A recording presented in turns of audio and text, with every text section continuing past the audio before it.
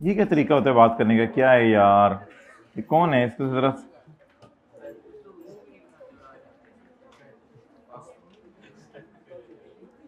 Question number 28, 27।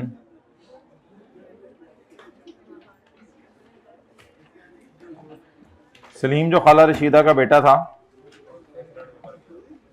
Is resident experience runs a fitness centre, और fitness centre के साथ चलता है इन डीएचए कराची। उसकी रिटर्न रेगुलरली जमा होती है। ये इंफॉर्मेशन उसके बिजनेस की है फॉर टैक्स ईयर ऐसा जो भी आया ही नहीं, for tax year 2026। Accounting profit before taxes 2162। Admin expenses hybrid last row, please seat change कर लें, बस अब चेंज करें जरा, सीट जल्दी करें प्लीज, दाएं बाएं अगली रो में आए। Admin expenses include annual rent of premises. Admin expense में शामिल है, अच्छा यार ये एडजस्टमेंट जरा समझ नहीं है आपने। एडमिन एक्सपेंसेस में शामिल है एनुअल रेंट ऑफ प्रेमिसेस 1560। याद रखिएगा जो शामिल है उल्टाना उसको होता है। जब आप फुल स्टॉप के आगे पढ़ते हैं ना तो फिगर उल्टाते उल्टाते आप खुद उलट जाते हैं, तो खुदा के लिए उल्टाना उसको होता है जो शामिल है। तो 1560 को आपने उल्टाना था। Withholding tax of 144 was deducted from the rent payment. Withholding tax अल्लाह का शुक्र है काट लिया उससे। हमने कहा था सैलरी से, रेंट से, कमीशन देते हुए, पेमेंट्स करते हुए टैक्स काटना चाहिए। अगर बिजनेसमैन पेमेंट्स करते हुए टैक्स ना काटे या काट तो ले लेकिन गवर्नमेंट के खजाने में जमा ना कराए, तो ऐसी सूरत में वो खर्चा माइनस करने की इजाजत नहीं होती। अब इसने टैक्स काट लिया है 144 का, but was not deposited in government treasury, लेकिन अभी तक हुकूमत के खजाने में इसने जमा नहीं करवाया, but was not deposited in government treasury. तो इस जुर्म की सजा यह मिलेगी कि यह खर्चा आपको माइनस करने की इजाजत नहीं है। अब करेंगे क्या? हम 1560 को बस ऐड बैक कर देंगे, 144 का कुछ भी नहीं करना। बेसिकली होता यह है कि जब कॉलेज वाले सरासिफ की सैलरी पर टैक्स काटते हैं तो कॉलेज वाले कहते हैं salary expense debit, cash credit 90,000 जो सरासिफ को दे दिया, एंड पेएबल टू गवर्नमेंट 10,000। अब पेपर में सवाल आ जाए कि सरासिफ की सैलरी है 1 लाख और उस पर 10,000 टैक्स नहीं कटा, तो इस 10,000 को तो कुछ भी नहीं करना, बस 1 लाख सैलरी डिसअलाउ हो जाएगी। बस इस 10,000 को क्या करना है? कुछ भी नहीं करना। तो सिमिलरली जो 144,000 लिखा हुआ था इसका तो कुछ भी नहीं करना था। इसकी एंट्री ये थी, rent expense debit 1560, cash credit और पेएबल टू गवर्नमेंट 1560 में से अगर मैं 144 माइनस करूं तो जवाब आता है 14। ये 1416 मैंने किराएदार को दिया होगा और बाकी मैंने गवर्नमेंट को देना होगा, लेकिन काट के रख भी लिया होगा, लेकिन अभी तक अपनी दराज में पड़ा गवर्नमेंट को नहीं दिया। तो मेरे भाई पेपर में तो इससे खेलेंगे, ये डिसअलाउ होगा, नोट कर लो। टैक्स का तो कुछ नहीं करना और ये कहीं एंड पे माइनस भी नहीं करना माय डियर, ये वो वाला टैक्स नहीं है। एक मिनट जरा सुने, ये कोई एंड पे माइनस करने वाला टैक्स नहीं है, ये मेरा टैक्स ही नहीं है, ये तो अगले का टैक्स है जो मैंने काट के रखा है। ये उल्टा माइनस क्या करना न्यूमेरिकल में, ये हुकूमत को जाके साल में जमा करवाना है, हुकूमत के बंदे जबरदस्ती मेरे से लेके जाएंगे। तो इस 144 को न्यूमेरिकल में कहीं शो नहीं करना, बस हाइब्रिड में लेट आके आराम से बैठ जाना है। ये सबसे बड़ा ऑब्जेक्टिव होता है।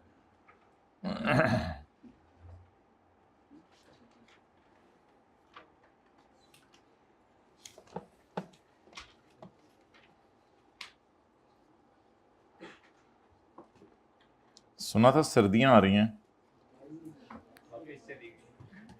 वापस से लेंगे।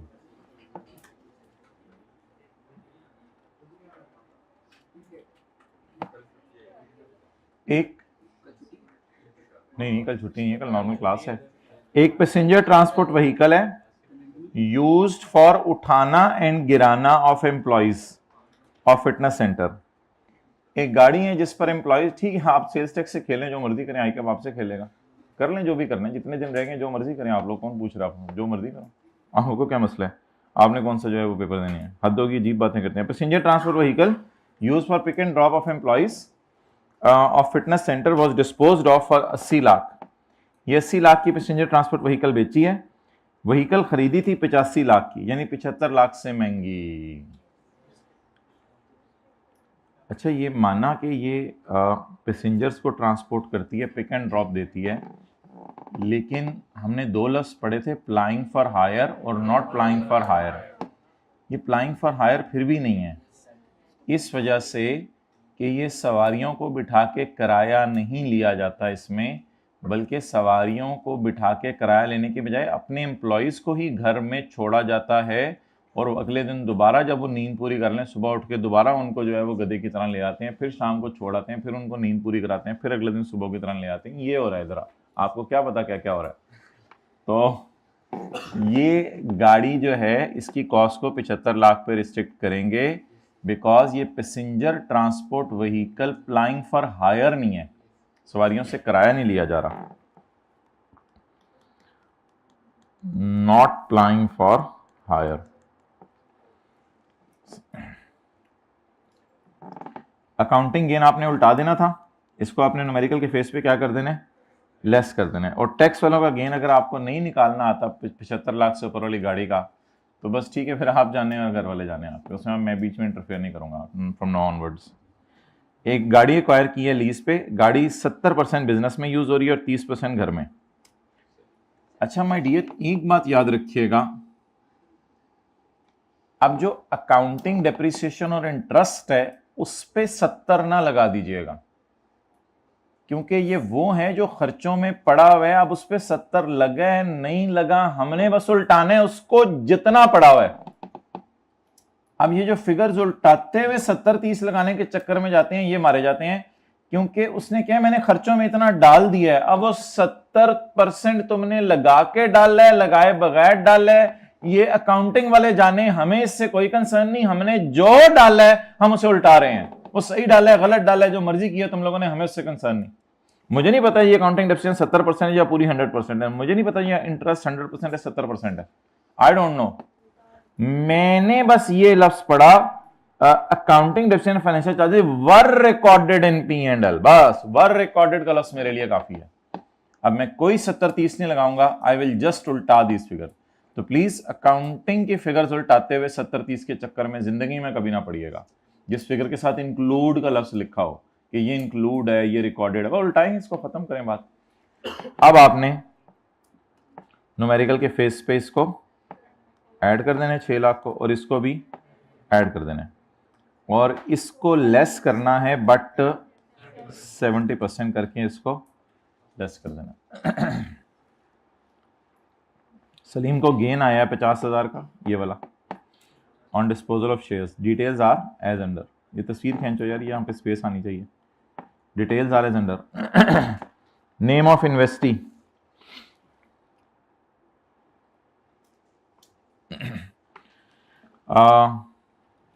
Moon limited a listed company, planet limited a listed company. तो लिस्टेड कंपनी का गेन कहाँ जाएगा, सिक्योरिटीज में, और ये वाला कहाँ जाएगा, income capital gain normal regime, और ये income capital gain separate loss. अब ये गेन है तो नोशनल एक्सपेंसेस माइनस नहीं हो सकते, उसने गेन खुद निकाल के दिया है। अगर सेल प्राइस और परचेज प्राइस अलग अलग दी होती तो फिर हम उसमें नोशनल एक्सपेंसेस भी माइनस करते। नोशनल एक्सपेंसेस सिर्फ कहाँ माइनस होने हैं, सिक्योरिटीज के केस में। डन।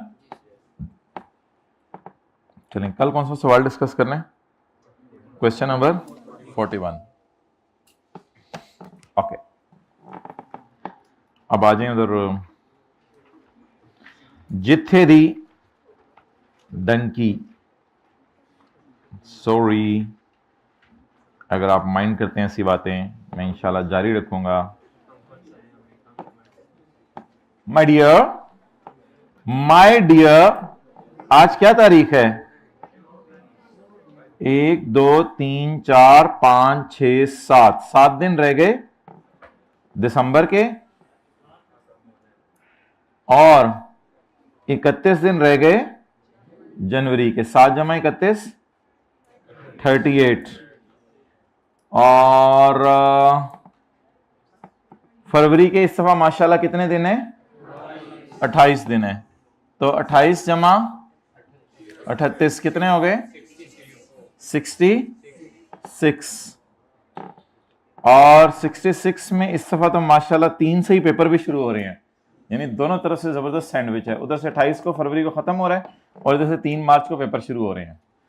तो अब आप मुझे ये बता दें कि ये 2 दिन तो चलें छोड़ें, तो कितने दिन हो गए टोटल? 66। अभी आपने सेल्स टैक्स भी पढ़ना है, अभी आपने जो है वो लॉसेस का चैप्टर भी पढ़ना है, अभी आपने जो है वो रिटर्न असेसमेंट अपील्स वाला चैप्टर भी खत्म करना है, अभी आपने परमानेंट एस्टेब्लिशमेंट की डेफिनेशन भी करनी है। जनवरी तक कोशिश कर रहे हैं हम ये चीज़ें ख़त्म हो जाएं। तो अब सवाल ये है कि फरवरी में दिन भी 28 हैं, तो अब दिन बहुत कम रह गए हैं माय डियर। बिल्कुल ये वही दिन है एग्जैक्टली जिनके बारे में शायर ने कहा था कि अब सर खुजाने के लिए भी बंदा रखना पड़ता है मुझे। तो ऑब्वियसली दिन इतने कम रह गए हैं कि मोबाइल का यूजेज तो 0% होगा तो ही कहीं जाके गुजारा होगा, वरना तो आप अपने पांव पे कुल्हाड़ी नहीं कुल्हाड़ा मार रहे होंगे। बहरहाल हमें बहुत जल्दी है, इसलिए पेज 502 पे आ जाएं। जिसने फिक्रमंद होना था हो गया, जिसने नहीं फिक्रमंद होना उसके तो अब्बू अम्मी भी उसकी मिन्नतें करते रहे तो वो फिक्रमंद नहीं होगा।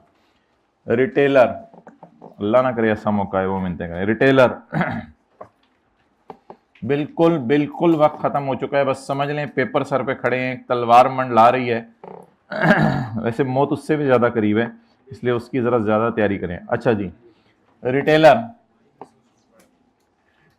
रिटेलर का मतलब कई ऐसे स्टूडेंट्स, 7-8 स्टूडेंट्स मैं गिनवा सकता हूं कि एक दिन क्लास में आए और अगले दिन नहीं आए, तो मिसालें भरी पड़ी हैं, तो इसलिए मौत उससे भी ज्यादा करीब है। Retailer means a person, retailer एक ऐसा बंदा है, वापस आ जाए।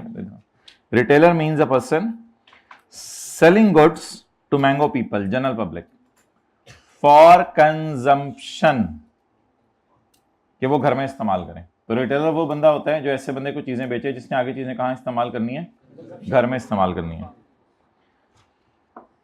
फॉर कंजम्पशन या फॉर सेल, मैं और आप चीजें इसलिए लेके जाते हैं कि इस्तेमाल करेंगे या आगे बेचेंगे? कंजम्पशन करेंगे, इस्तेमाल करेंगे।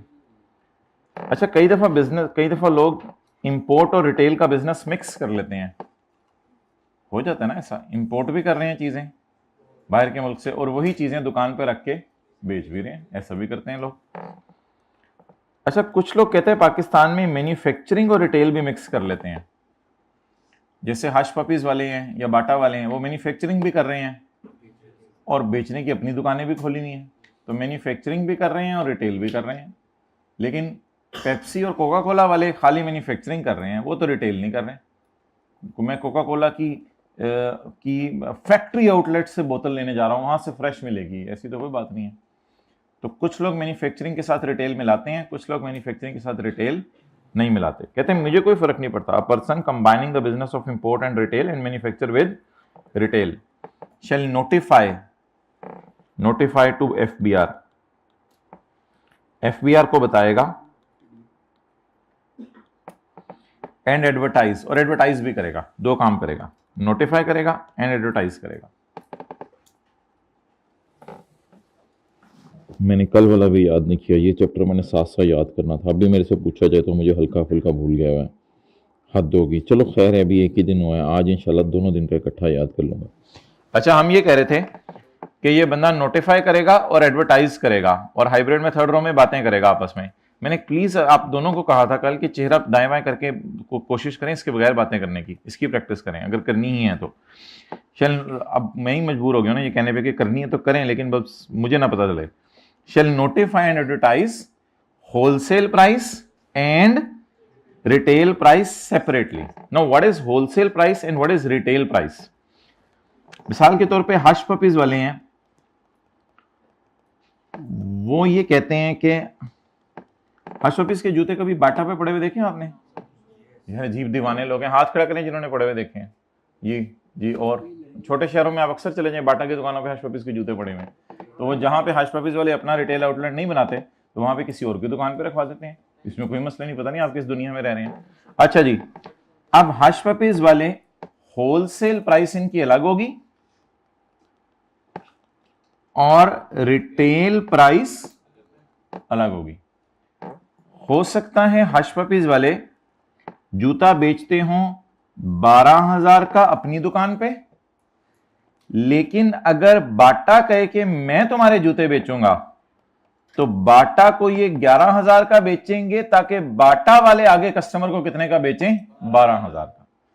तो ये फिर बोर्ड को अपनी दोनों प्राइसेस बताए कि जो मेरे से एक जूता खाने आता है उसे मैं 12,000 का खिलाता हूं और जो मेरे से ज्यादा जूते खाने आता है उसे मैं 11,000 का खिलाता हूं। नोट कर लें, खाना नहीं है, नोट कर लें।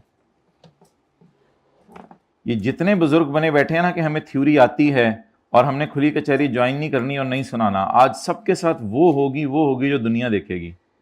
इस सारे बुजुर्गों की आज बुजुर्गी, सॉरी माशाल्लाह आता होगा आपको, लेकिन कम से कम आना तो था ना। नहीं, हम तो सो जाते हैं, हम तो 9 बजे सो जाते हैं। ये साथ वाला जो बड़ा बुजुर्ग बना फिर है ना कि मुझे तो सब आता है। ओके, ना ना ना, आप कहाँ आए थे? 11 तो लोग थे टोटल, उसमें 5 फिजिकल वाले होंगे, 5 ऑनलाइन वाले होंगे। मैं आया था, चल तू आया था। अच्छा जी, तो shall notify and advertise wholesale price. Wholesale price आमतौर पे कम होगी या ज्यादा होगी? कम होगी। और रिटेल प्राइस ज्यादा, separately. And declare the address of, declare किसको? और एड्रेस बताएं रिटेल आउटलेट्स के कि कहां कहां हमारी दुकानें मिलती हैं। पूरे पाकिस्तान में 50 ब्रांचेज हैं, 60 ब्रांचेज हैं, 70 ब्रांचेज हैं, या हम खुद ही एक ब्रांच हैं?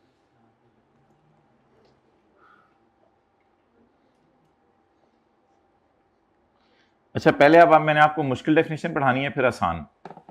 नीचे आए, इंपोर्टर। इसको जरा समझना है आपने। इंपोर्टर एक ऐसा बंदा होता है जो पाकिस्तान में चीजें इंपोर्ट करे। इस पे जरा बात करते हैं आज। चलें छोड़ें, कल करेंगे, अब नहीं छोड़ें, ज्यादा हो जाएगी। जरा कॉन्सेप्ट फिर कैसे अब्सॉर्ब करेंगे। होलसेलर की पढ़ते हैं डेफिनेशन जी। इंपोर्टर खुद कोशिश कीजिएगा घर में ना किसी से समझने की।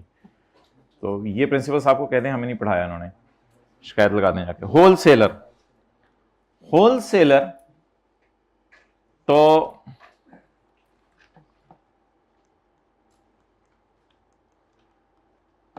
मैन्युफैक्चरर,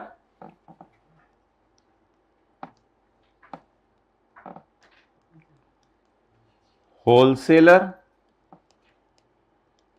या डीलर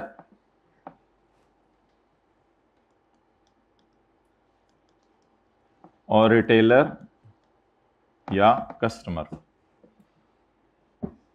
तो डीलरशिप में तो ऐसा हो जाता है ना कि होंडा गाड़ियां बना रहा है, भाई चेहरा ऊपर रखे ना, क्या करना है चेहरे को नीचे करके। होंडा गाड़ियां बना रहा है, डीलर ने डीलरशिप लेके 20-25 गाड़ियां अपने शोरूम पे रख ली। जो गाड़ियों के शोरूम आप जाते हुए देखते हैं, ये डीलर्स होते हैं, ये मैन्युफैक्चरर्स नहीं होते। मैन्युफैक्चरर्स के लिए तो उनकी फैक्ट्रीज में जाना पड़ेगा आपको जहां गाड़ियां बन रही हैं। तो होंडा गाड़ियां बना रहे हैं, डीलर्स गाड़ियां खरीद लेते हैं, या आमतौर पे ये होता है कि खरीदते नहीं हैं, बस उनसे ले लेते हैं और लेके फिर आगे कस्टमर को बेचते हैं। फिर कस्टमर डायरेक्ट चेक बना देते हैं होंडा के नाम का और डीलर अपना उसमें से कमीशन रख लेते हैं। So what ever the arrangement में भी, इससे कोई फर्क नहीं पड़ता। मकसद ये समझाना था कि होंडा वाले गाड़ियां बनाएंगे, डीलर्स की दुकान पर रखेंगे और डीलर्स फिर किनको बेचेंगे? कस्टमर्स को। लेकिन ये तो बड़े आइटम्स में होता है, गाड़ी है, जहाज है, हेलीकॉप्टर आने वाले दिनों में आएंगे, हेलीकॉप्टर्स के शोरूम इंशाल्लाह आपको मिलेंगे पाकिस्तान में। तो लेकिन जो मैन्युफैक्चरर्स होते हैं ना, अपन इंशाल्लाह पंजाब यूनिवर्सिटी से पार्किंग लेंगे, हम परेशान ना हो, पंजाब यूनिवर्सिटी में आके हेलीकॉप्टर उतारा करेंगे सर आसिफ। अच्छा, मैन्युफैक्चरर जो होंगे वो होलसेलर को पंखे बेचेंगे। मैन्युफैक्चरर होलसेलर को पंखे बेचेंगे। गुजरात फैन वाले गुजरात में फैक्ट्री लगा के पंखे बनाएंगे और होलसेलर को पंखे बेचेंगे। होलसेलर के पास बड़े बड़े स्टोर रूम होते हैं जहां पे वो पंखे रख लेता है। फिर ये होल सेलर अपने इलाके में जाके 15-20 रिटेलर्स को पंखे बेचेगा। ये जो दुकानें होती हैं आमतौर पे, ये पंखों की आमतौर पे होलसेलर नहीं होते, ये रिटेलर्स की दुकानें होती हैं। अनलेस कि कोई बहुत बड़ी दुकान और वो कह दे मैं होलसेलर हूं, तो ये रिटेलर्स को बेचेंगे और रिटेलर्स आगे किसको बेचेगा? कस्टमर को बेचेगा। तो ऑब्वियसली इन द एंड चीजें रिटेलर और कस्टमर तक ही जाती हैं। कई दफा ऐसे डायरेक्ट चली जाती हैं यहां पे, और कई दफा ऐसे रूट होके जाती हैं।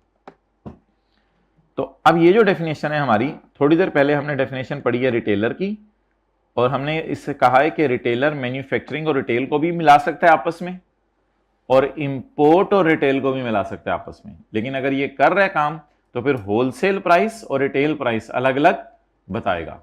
यानी रिटेलर अगर होलसेल प्राइस और रिटेल प्राइस दोनों अलग अलग बता रहे हैं तो वो बताएगा। अब हम डेफिनेशन किसकी पढ़ने लगे हैं? होलसेलर या डीलर की। फिर नोट कर लीजिएगा पहले। होलसेलर इंक्लूड्स अ, होलसेलर में डीलर क्या है? शामिल है। And means any person who carries on whether regularly और नॉट। वेदर रेगुलरली और नॉट का मतलब होता है कि पूरा साल ही ये बिजनेस करता रहता है रेगुलरली, और नॉट का मतलब होता है पूरा साल नहीं करता, कभी कभी करता है। The business of buying and selling goods by wholesale. देखें इधर, buying and selling goods by wholesale, इसका कारोबार बताएं। बाइंग, इनसे बाय करते हैं, and selling goods by wholesale, ये इसका कारोबार है। आसान सी डेफिनेशन है। Selling goods by wholesale, repetition है। डायरेक्टली और इनडायरेक्टली का मतलब है, कई दफा इससे लेके खुद जाके बेच देता है, कई दफा कोई मिडल मैन को डालता है, यार तुम जाके बेचो, मेरे पास अभी टाइम नहीं है। तो सेलिंग डायरेक्टली और इनडायरेक्टली। फॉर कैश, इसको कहता है यार मुझे कैश दे दो। जब रिटेलर कहते हैं मेरे पास कैश नहीं है, तो फिर कहते हैं उधार पे ले लो चीजें, कोई मसला नहीं। फॉर कैश और डेफर्ड पेमेंट। कमीशन आमतौर पे इधर होता है डीलर के केस में, वो फिर पूरी कहानी डिफरेंट है। ये वाला रिदम आमतौर पे और तरीके से चलता है, और ये वाला जो रिदम है ये और तरीके से चलता है। इसमें आमतौर पे ये होता है कि मैन्युफैक्चरर इसको बेच देता है चीजें, फिर ये अपने पास रख लेता है, स्टोर करता है, फिर ये आगे इसको बेचता है, और फिर ये आगे इसको बेचता है। लेकिन येलो वाले में आमतौर पर डीलर को बेची नहीं जाती चीजें, डीलर को रखवाई जाती हैं। अगर डीलर की चीजें ना बिके तो वापस आ जाएंगी मैन्युफैक्चरर के पास, और डीलर जब ये चीज बेच देता है कस्टमर को गाड़ी, तो फिर कस्टमर डायरेक्ट चेक बनाता है मैन्युफैक्चरर के नाम का, और फिर मैन्युफैक्चरर कहता है कि तुमने गाड़ी जो है 1 करोड़ की बिकवाई, उसमें 2 लाख रुपए तुम्हारा कमीशन है, वो मैं तुम्हें भेज देता हूं। तो डीलर को फिर कमीशन मिलता है, तो इनको कमीशन एजेंट भी कहा जाता है। तो basically dealer is an agent. ये एजेंट है जो कमीशन ले रहा है अपने काम का। नोट करने दूंगा। इसी तरह कहते हैं पूरा सिलेबस खत्म हो गया, मुझे तो कभी भी नहीं नोट करने दिया। अच्छा जी, फॉर कैश और डेफर्ड पेमेंट और फॉर कमीशन और अदर वैल्यूएबल कंसिडरेशन, या और कोई पैसे ले लें आप उससे, चीजी ले लें, क्या कहते हैं आप लोग, चीजी, मरुंडे, गरम अंडे। Okay, it also includes a person, it also includes a person, इसमें वो बंदा भी शामिल है who store goods belonging to others as an agent for the purpose of sale. ये बेसिकली डीलर है असल में। डीलर कौन होता है? Who store goods belonging to manufacturer as an agent, agent के तौर पे, for the purpose of sale. ये सेल किसको करता है? आमतौर पे डायरेक्टली कस्टमर को, क्योंकि मेरे ख्याल से गाड़ी के लिए किराने की दुकानें नहीं होती कि डीलर आगे किसी किराने की दुकान वालों के 2-3 गाड़ियां तुम रख लो जरा दुकान पे, सामान साइड पे करके। ओके, कर दे कोई मसला। So that was a very easy definition, let us repeat it again. ये एक डीलर होता है जो बिजनेस करता है कभी कभी या पूरा साल।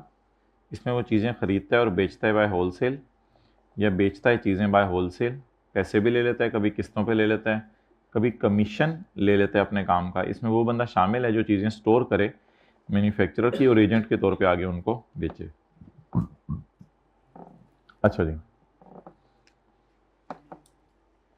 Supply taxable goods to persons, it also includes a person who supply taxable goods to a person who deducts income tax at source. असल में कई दफा ऐसे होता था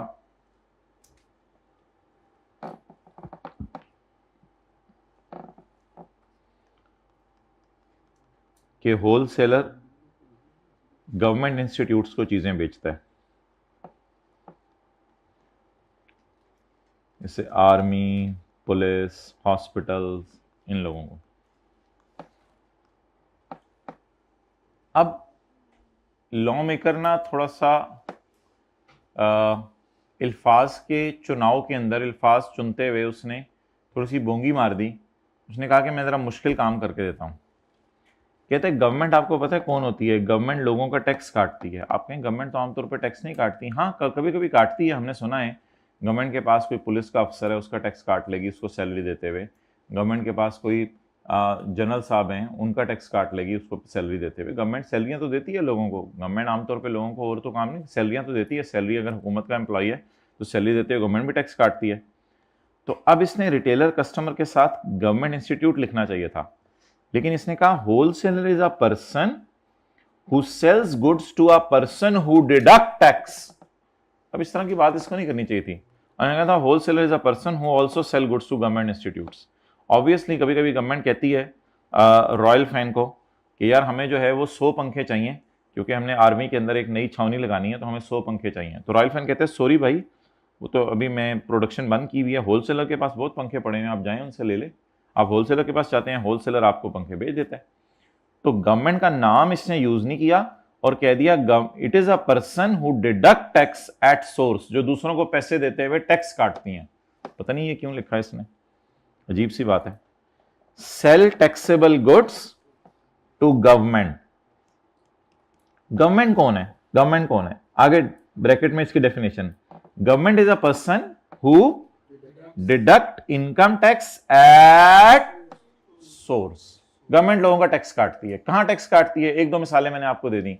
गवर्नमेंट एम्प्लॉइज को सैलरी देते हुए टैक्स काटती है और पेमेंट्स करते हुए टैक्स काटती है। चलें जी, नोट कर लें।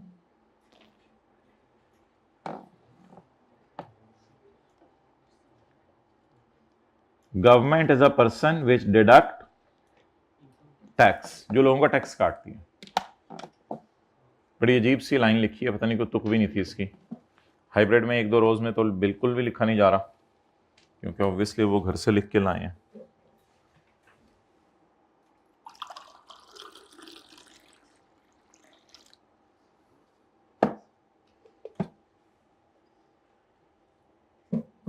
मदानी पड़ी हो ऊपर कैंटीन पे, लस्सियां बन रही हों। अच्छा अच्छा, चलो यार सीए करो।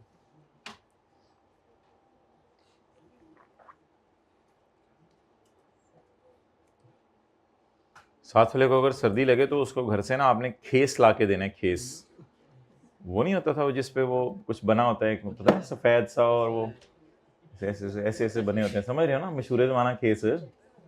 हाँ, मैं उसकी तस्वीर कोशिश करूंगा कल कहीं से अरेंज करूँ, वो दिखाऊंगा आपको। वो वाला खेस ला दें उसको अगर उसको सर्दी लग रही है।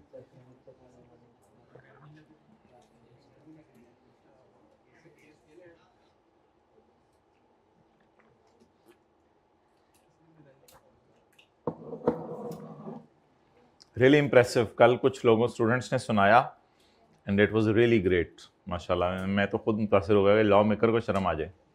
सीरियसली ऐसे लोग थे सुनाने में, लॉ मेकर को शर्म आ जाए यार, ये तो मेरे से भी आगे का याद किया उन्होंने।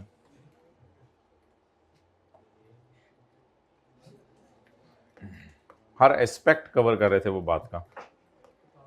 ये तो हैरान, नहीं किताब से देख के पता चल जाता है। वैसे भी जो सुनाने उधर आता है वो फिर अगर किताब से देख के सुनाना तो वो सुनाएगा नहीं। इतनी तो अकल इस लेवल पे आई जाती है। फिर भी नहीं आए तो फिर इस लेवल तक कैसे आए हैं, ये सवाल है।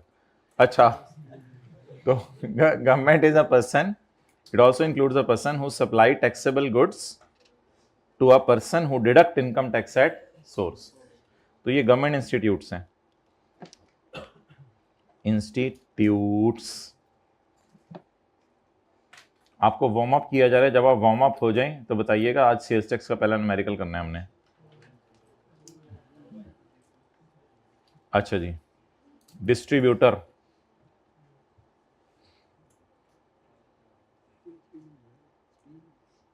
डिस्ट्रीब्यूटर भी यही होता है, असल में इसके पास प्रॉपरली डिस्ट्रीब्यूशन वैन्स होती हैं।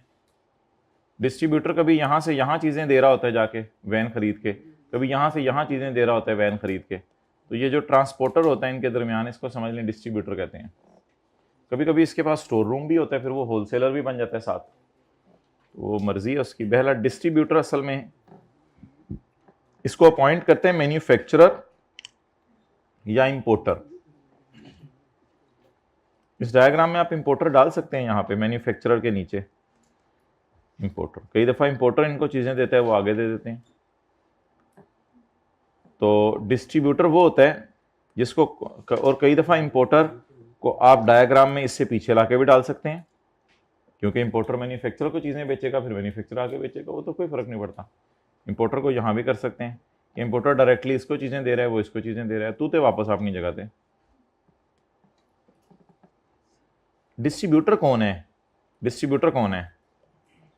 वो ऐसा वैगन वाला है जिसको या मैन्युफैक्चरर ने रखा है या इंपोर्टर ने रखा है। अच्छा, क्यों रखा है? इनके बच्चों को स्कूल छोड़ के आएगा। डिस्ट्रीब्यूशन देखते हैं जरा। फॉर स्पेसिफाइड एरिया, खास एरिया के लिए, यानी कि एरिया बता दिया जाता है ना, इस एरिया से बाहर आपने नहीं जाना। For specified area to purchase goods from manufacturer, ये मैन्युफैक्चरर से चीजें खरीदेगा फॉर फर्दर सेल, आगे जाके होलसेलर को बेच देगा। And includes a person who in addition to being a distributor is also selling goods as a wholesale और रिटेल। और कई दफा डिस्ट्रीब्यूटर इतने बड़े लेवल के हो जाते हैं कि उन्होंने होलसेल की दुकान भी खोल लेते हैं, और कई दफा जगह जगह 4-5 जगहों पे रिटेल की दुकान भी खोल लेते हैं। तो ये फिर वो लोग होते हैं जिनके पास डिलीवरी वैन्स भी होगी और स्टोर रूम भी होंगे बड़े बड़े, और 7 छोटी छोटी 7-8 इलाके में दुकानें भी होंगी इनकी। तो ऐसा बंदा भी कहता है आपको जिंदगी में मिल सकता है, जो डिस्ट्रीब्यूटर भी हो, साथ होलसेलर भी हो और साथ रिटेलर भी हो। Active tax pair, active tax pair means a registered person who does not fall in any of the following categories. जो ये 4 हरकतें करता हुआ पाया गया वो नॉन एक्टिव है। तो एक्टिव टैक्स पेयर में एक्टिव टैक्स पेयर की मिसालें नहीं दी जा रही, एक्टिव टैक्स पेयर में नॉन एक्टिव की मिसालें दी जा रही हैं। जिसको टैक्स वाले ब्लैक लिस्ट कर दें, ब्लैक लिस्ट ये होता है कि ड्रम में लुक डाल के ना बंदे को उसमें डाल देते हैं। हु इज ब्लैक लिस्टेड और whose registration is suspended. Black listing सख्त लफ्ज है या सस्पेंशन सख्त लफ्ज है? Black listing. What is the difference between black listing and suspension, हमने अगले चैप्टर में पढ़ना है। Number 2, who fails to file the return by the due date. Due date किसी को याद हो, कल पढ़ी थी 15 मार्च की 15 अप्रैल तक रिटर्न जमा करानी है, अप्रैल की 15 मई तक, फॉर 2 कंसेक्यूटिव टैक्स मंथ्स। अगर आप मार्च की रिटर्न 15 अप्रैल तक जमा कराना भूल गए तो आप एक्टिव हैं, अल्लाह का शुक्र है, कोई मसला नहीं। लेकिन अगर आपने मार्च के बाद अप्रैल की भी, फिर तो कंसेक्यूटिव 2 महीने आपने मिस कर दिए, फिर आप एक्टिव से नॉन एक्टिव। लेकिन अगर आपने मार्च की जमा नहीं कराई, अप्रैल मई जून की जमा करा दी, फिर जुलाई की जमा नहीं कराई, स्टिल यू आर एक्टिव। लेकिन अगर जुलाई के बाद फिर अगस्त की भी जमा नहीं कराई, अब नॉन एक्टिव। तो मुसलसल 2 महीने अगर आप रिटर्न जमा ना करवाएं तो you will be called as non active tax payer. Who fails to file income tax, खड़े हो जाओ, खड़े हो जाओ। दूसरा सब्जेक्ट कौन सा पढ़े हो? सीएमए पढ़े हो? सुनाओ सारा सीएमए। कल के न्यूमेरिकल का सॉल्यूशन सुनाओ जुबानी। कल नहीं सीएमए में। सीएमए के टेस्ट दिए हैं, सारे टेस्ट दिए आज तक जितने हुए हैं, सब में 90% नंबर आए हैं। खड़े रहो, चलेंगे आगे। ये कॉन्सेप्ट है कि आप जुर्म किसी और क्लास में करके आए और सजा किसी और क्लास में मिले। ये एक कॉन्सेप्ट है कि जुर्म किसी और क्लास में की है, सजा, अब इन्होंने 90% मार्क्स नहीं लिए सीएमए में और सजा इसको किस क्लास में मिल रही है, टैक्स की क्लास में। बैठे तो जो बंदा इनकम टैक्स की रिटर्न जमा ना करा के आए उसको सेल्स टैक्स वाले कहेंगे तुम नॉन एक्टिव हो। वो कहेगा सेल्स टैक्स की रिटर्न तो मैंने 10 साल में कभी भी नहीं मिस की। चल इनकम टैक्स रिटर्न जमा नहीं करा रहा, हमारे आगे आके ची पापा कर रहा है, तू फेल हो गया है। मैं किस में फेल हो गया हूं? To file an income tax return. An का मतलब तो एक होता है ना, क्योंकि ये सालाना होती है। आपको पता है ना, सेल्स टैक्स की रिटर्न माहाना होती है और इनकम टैक्स की सालाना होती है। और आपके साथ जो सिस्टम होता है वो 6 माहाना होता है आई कैप की तरफ से। Who fails to file an income tax return और स्टेटमेंट, ओहो ये तो एरर है लॉ में। By the due date, due date क्या है? 30 सितंबर। कंपनी के केस में 31 दिसंबर। ये बुक किधर है आपकी? हाँ तो लिखे ऊपर 30 सितंबर, मैंने लिखने आगे। अच्छा आपका क्या ख्याल है कि छोटा डॉगी बड़े डॉगी को आके बताता होगा ना मैंने किस किस को काटा आज, और फिर वो एप्रिसिएशन मिलती होगी, जो काट के आया उसको शाबाश मिलती होगी। बाकियों के लिए वो मोटिवेशनल फैक्टर होता होगा कि ए वेख है वड़ के आ जाना है, तू नेड़े नेड़े होके वो करके आ जाना है, तुम्हें शर्म नहीं आती? वो फिर अम्मा जी क्लास लेती होंगी सबकी। अच्छा टैक्स वाले भी ये चाहते हैं कि आपने इस साल जिस चीज को काटा वो हमें बता तो दे ना, किस किस का टैक्स काटा या नहीं। तो टैक्स वाले ये चाहते हैं कि अगर आप होंडा एटलस कार हैं तो आप एम्प्लॉयज की सैलरी पे टैक्स काटें, आप शेयर होल्डर्स की डिविडेंड इनकम पे टैक्स काटें, आप मालिक के मकान की रेंटल इनकम पे टैक्स काटें। जैसे आज वो डीएचए के अंदर जिसका फिटनेस क्लब था वो मालिक के मकान की किराए की इनकम पे टैक्स काटना भूल गया था, जिसकी वजह से काट तो लिया था लेकिन काट के गवर्नमेंट के खजाने में जमा कराना भूल गया था। तो इसलिए मुख्तलिफ मौकों पे गवर्नमेंट कहती है टैक्स काटो। तो होंडा एटलस कार को चाहिए कि एम्प्लॉयज की सैलरी पे टैक्स काटें, शेयर होल्डर की डिविडेंड इनकम पे टैक्स काटें, किसी से घर किराए पे लिया हुआ उसको किराया देते हुए टैक्स काटें, ताकि लोग अगर ये खुद भी जमा ना कराएं तो हुकूमत के पास कुछ ना कुछ तो इनका टैक्स पहुंचाओ। अब हुकूमत ने एक रूल बनाया हुआ है कि आप क्वार्टरली या एनुअली एक स्टेटमेंट हमें जमा करवा दिया करें कि हमने किस किस का कितना टैक्स काटा, ताकि हम नेशनल बैंक से वेरीफाई कर लें कि वो टैक्स आपने जमा भी करा दिया नेशनल बैंक में या नहीं। तो बस ये एक स्टेटमेंट है। अब मैं 4 बातें पढ़ रहा हूं। अगर आपको ब्लैकलिस्ट या सस्पेंड कर दिया तो आप नॉन एक्टिव हैं। अगर आप मुसलसल 2 महीने सेल्स टैक्स की रिटर्न जमा ना कराएं तो नॉन एक्टिव हैं। अगर आप एक भी इनकम टैक्स की रिटर्न जमा ना करवाएं तो आप नॉन एक्टिव हैं। ये ना विदहोल्डिंग टैक्स इनकम टैक्स में होता है, लिखा हुआ आ गया उसने, सॉरी।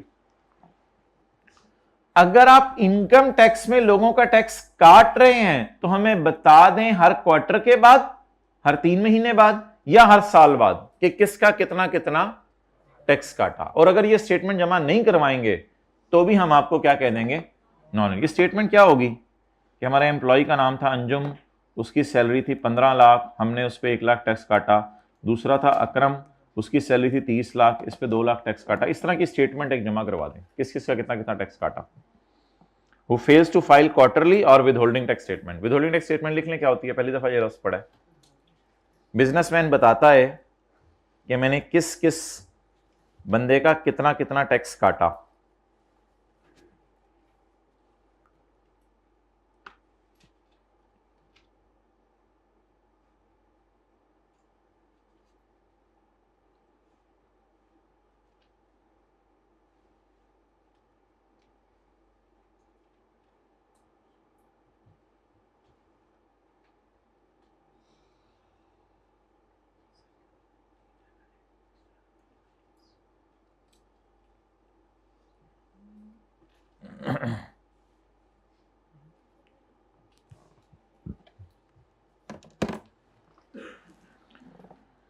भाई पर्सन की वही डेफिनेशन है जो हमने उधर पढ़ी थी, लेकिन प्लीज कंपेयर कर लीजिएगा घर में जाके, शायद 1-2 लाइन का फर्क है,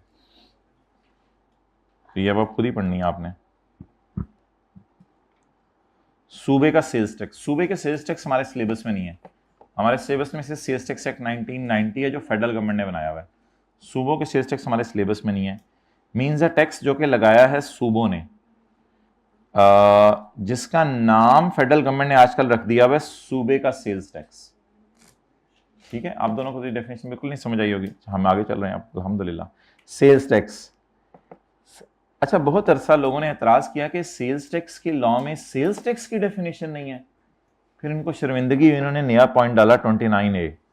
ओहो, इन्होंने कहा चलो हम बता देते हैं सेल्स टैक्स की डेफिनेशन क्या है।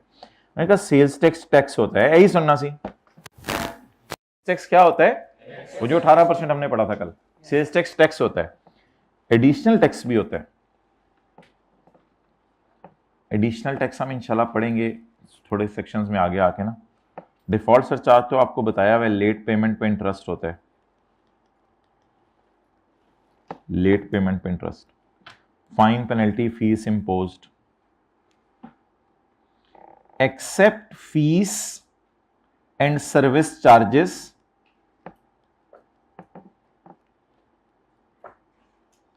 इन सेक्शन 76। सेक्शन 76 में जो फीस है debt is not a tax.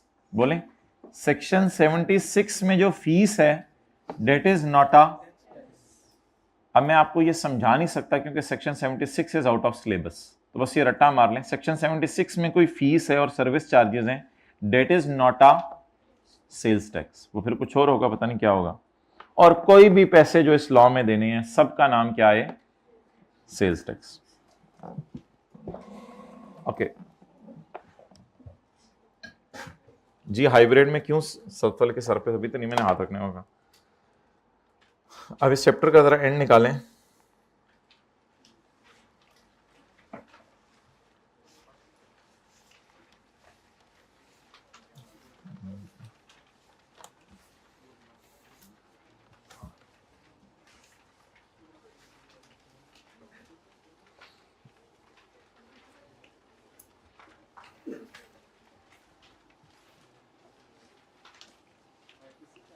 यार अब ना प्लीज, आज मेरी पर्सनल रिक्वेस्ट है कि साथ वाले थोड़ा सा बाजू से इधर कर दें और उधर वाले को उधर कर दें, दोनों को ना जरा साइड पे कर दें। और प्लीज यार अब मुझे ना छेड़ी। इनकम टैक्स के न्यूमेरिकल मैंने सोचा था साथ साथ करूंगा, लेकिन ये वाले तो कर लूँ। जैसे अल्हम्दुलिल्लाह कल मैंने इसकी थ्योरी साथ साथ याद की, अल्लाह का शुक्र है। तो अच्छा जी,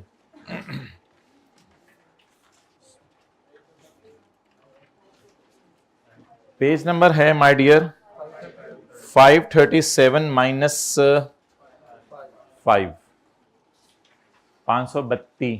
आपकी बत्ती गुल होने से पहले पहले देख लें इधर। Following data is provided by mister X for the month of January. Sales to registered customers and sales to unregistered customers। First कर लें, mister X is Honda Atlas car. Honda cars ने आपको बताया है कि कुछ गाड़ियां मैंने एक्सपोर्ट की हैं। कुछ गाड़ियां मैंने क्या की हैं, एक्सपोर्ट। एक्सपोर्ट से क्या मुराद हो सकता है, एक्सपोर्ट से मुराद होता है एक्सपोर्ट सेल टू जर्मनी। मिसाल के तौर पे होंडा एटलस कार ने ये कहा कि यार हमने कुछ गाड़ियां जो है वो जर्मनी में एक्सपोर्ट कर दी हैं, क्योंकि बड़ी डिमांड आ रही थी कि होंडा सिटी जर्मनी की सड़कों पे नज़र नहीं आ रही हमें। तो या सुजुकी मेहरान वालों को अप्रोच किया उन्होंने कि यार सुजुकी मेहरान हमने जो है जर्मनी की सड़कों पे चलानी है। उधर कोई देसी लोग गए, देसी कहते हैं ना आप लोग, पाकिस्तानी उधर चले जाए तो पता नहीं टर्मिनोलॉजी यूज होती है। तो अब कुछ गाड़ियां हमने एक्सपोर्ट कर दी, कुछ गाड़ियां रजिस्टर्ड कस्टमर्स को बेची। मिसाल के तौर पे सेल टू डॉलेंस। डॉलेंस ने तो अपने आप को लॉ में रजिस्टर कराया होगा ना। अच्छा, सेल्स टैक्स का लॉ कहता है कि आप लोग आके अपने आप को रजिस्टर कराओ। सेल्स टैक्स का लॉ कहता है आप लोग अपने आप को आके रजिस्टर कराओ, ताकि हमें पता हो कि आपने बिजनेस शुरू कर दिया है। और जब आप रजिस्टर करा लेते हो तो फिर अल्हम्दुलिल्लाह आपको सेल्स टैक्स के अंदर सेल्स टैक्स लगाना भी पड़ता है, और 100 वाली चीज आप 118 की बेचते हैं और सब कुछ होता है, और गवर्नमेंट आपको नेट में ले लेती है, और आपको फिर जो मैंने कल कैलकुलेशंस की थी ना, फायदे भी मिलना शुरू हो जाते हैं। आपने जो परचेज के टाइम पर टैक्स पे किया होता है वो भी आपको माइनस करने की इजाजत मिल जाती है, तो गवर्नमेंट फिर आपको सेल्स टैक्स के बेनिफिट्स देना शुरू कर देती है। अच्छा, होंडा एटलस कार ने सेल की डॉलेंस को, और होंडा एटलस कार ने सेल की कुछ ऐसे बच्चों को जो रिक्वायर्ड टू बी रजिस्टर्ड थे, बट उन्होंने अपने आप को रजिस्टर नहीं कराया हुआ था। हम आने वाले दिनों में पढ़ेंगे पाकिस्तान में इंपोर्टर के लिए अपने आप को रजिस्टर कराना जरूरी है सेल्स टैक्स में, होलसेलर के लिए अपने आप को रजिस्टर कराना जरूरी है, डीलर को अपने आप को रजिस्टर कराना जरूरी है, मैन्युफैक्चरर को अपने आप को रजिस्टर कराना जरूरी है। मैन्युफैक्चर में थोड़ी सी इजाजत हम देंगे कॉटेज इंडस्ट्री को, वो जो छोटी सी इंडस्ट्री कल हमने पढ़ी थी, सिर्फ उसको रिलैक्स कर देंगे, तुम अपने आप को रजिस्टर ना भी कराओ कोई मसला नहीं, तुम्हारी छोटी सी फैक्ट्री है, तुम्हें सेल्स टैक्स के लॉ से बाहर निकाल रहे हैं हम, तुम मजे करो, कोई मसला नहीं। लेकिन हर इंपोर्टर को रजिस्टर कराना पड़ेगा सेल्स टैक्स में अपने आप को, हर होलसेलर को रजिस्टर कराना पड़ेगा, हर डीलर को रजिस्टर कराना पड़ेगा, हर मैन्युफैक्चरर को रजिस्टर कराना पड़ेगा सिवाय छोटे मैन्युफैक्चरर्स के। तो सेल्स टैक्स में ये पूरी अवाम जो भी है, लेकिन सेल्स टैक्स में किसी टीचर को अपने आप को रजिस्टर नहीं कराना पड़ेगा, सेल्स टैक्स में किसी कॉलेज को अपने आप को रजिस्टर नहीं कराना पड़ेगा, सेल्स टैक्स में किसी हॉस्पिटल को अपने आप को रजिस्टर नहीं कराना पड़ेगा, क्योंकि हॉस्पिटल ना मैन्युफैक्चरर है, ना होलसेलर है, ना डीलर है, ना रिटेलर है, ना इंपोर्टर है, तो हॉस्पिटल ने क्यों अपने आप को रजिस्टर कराना, तालीमी इदारों ने क्यों अपने आप को रजिस्टर कराना। तो बहुत से इदारे पाकिस्तान में ऐसे हैं जिन्होंने सेल्स टैक्स में अपने आप को रजिस्टर नहीं कराया, और कराना भी नहीं होता। क्यों रजिस्टर कराना है? आप लोगों ने अपने आप को सेल्स टैक्स में रजिस्टर नहीं कराना, ना आप इंपोर्टर, होलसेलर, डीलर, रिटेलर, आप कुछ भी नहीं। सरासिफ ने अपने आप को सेल्स टैक्स में रजिस्टर नहीं कराना। लेकिन कभी कभी कोई ऐसा बंदा आ जाता है जो कि अनरजिस्टर्ड कस्टमर है। अनरजिस्टर्ड कस्टमर का मतलब है होंडा उसको कस्टमर कहेगी। वो कौन था? बुरा बच्चा। बुरा बच्चा, बुरा बच्चा कौन? इंपोर्टर। कोई एक इंपोर्टर था, काफी चीजें इंपोर्ट करता था, तो ये होंडा के पास गाड़ी लेने आया, तो होंडा ने कहा यार आप अपना नाम बताएं। उन्होंने कहा ये नाम है, आपकी तो बड़ी इंपोर्ट मशहूर है, आप तो बड़ी चीजें इंपोर्ट करते हैं, आप अपना सेल्स टैक्स का रजिस्ट्रेशन नंबर बताएं। मैंने कहा सॉरी यार, मैंने अपने आप को सेल्स टैक्स में रजिस्टर नहीं कराया हुआ, जब तक मेरा दाव लग रहा है, तो जब तक मैं हुकूमत को धोखा दे रहा हूं, बस चुप कर जाओ, अब इन चक्करों में ना पड़ो कि तुम मुझे जो है ये पूछो मेरा सेल्स टैक्स नंबर क्या है, और ज्यादा शिकायतें भी ना लगाना मेरी हुकूमत को। तो ऐसी सूरत में हुकूमत पाकिस्तान ये कहती है कि इसको 100 वाली गाड़ी आप 118 की ना बेचो, 100 वाली गाड़ी 121 की बेचो। 100 वाली गाड़ी कितने की बेचो? 121 की, यानी इससे 3% फर्दर टैक्स लो, इससे 3%। तो होंडा ने एक गाड़ी बेची डॉलेंस को, डॉलेंस अल्हम्दुलिल्लाह उसने अपने आप को सेल्स टैक्स में रजिस्टर करवाया हुआ था, तो 1 करोड़ वाली गाड़ी इनको बेचेंगे 1 करोड़ 18 लाख की। अच्छा, जिस वक्त ये आएगा होंडा के पास एक ऐसा कस्टमर जो कि बुरा बच्चा है, इंपोर्टर है, अपने आप को क्या रखा हुआ है इसने? अनरजिस्टर्ड। इसे बार बार कहा जा रहा है रजिस्टर करवाओ, लेकिन अनरजिस्टर्ड है। अब आप कहेंगे हुकूमत पकड़ लेगी इसको, रजिस्टर कर देगी, वो बात अपनी जगह, लेकिन होंडा के पास कुछ 100 कस्टमर दिन में ऐसे आते हैं, हुकूमत किस किस को पकड़े? हुकूमत आहिस्ता आहिस्ता पकड़ना शुरू करती है लोगों को, जितने पकड़े जाते हैं ठीक है, फिर नहीं क्या करें। तो ये नेचुरल बात है कि बहुत से लोग पाकिस्तान में अनरजिस्टर्ड हैं, इसलिए उनके लिए रूल बना दिया हुकूमत ने, अपनी कमी मानी हुकूमत ने, कहा कि मैं हर हर अनरजिस्टर्ड बंदे को नहीं पकड़ सकती, तो तुम लोग तो पकड़ लिया करो, कम से कम तुम्हारे पास आए। होंडा वालों ने कहा हम कैसे पकड़े? उन्होंने कहा उससे रजिस्ट्रेशन नंबर पूछो सेल्स टैक्स का, अगर वो ना बताए तो वो अनरजिस्टर्ड है, बात खत्म। अच्छा, तो अब ये एक ऐसा बंदा आया जिसने अपने आप को रजिस्टर करवाना था, who was liable to be registered but unregistered. इनको उठा दें जरा, तो क्लास हो रही है, तो इतने देखना ना उठ के। अच्छा, उसके बाद एक्सपोर्ट सेल की जर्मनी में, और इन द एंड कौन सी सेल हुई? Exempt sale. तो कितने किस्म की सेल हो गई? 4। टैक्स, ये 1 2 3 4 चपेड़। अच्छा, कितने किस्म की सेल हो गई? 4 किस्म की। अब होंडा को तो गाड़ी बेची जाएगी 100 जमा 18%, और इनको गाड़ी बेची जाएगी 18 जमा नहीं 4 4 हो गया भाई, ये 1 मिनट।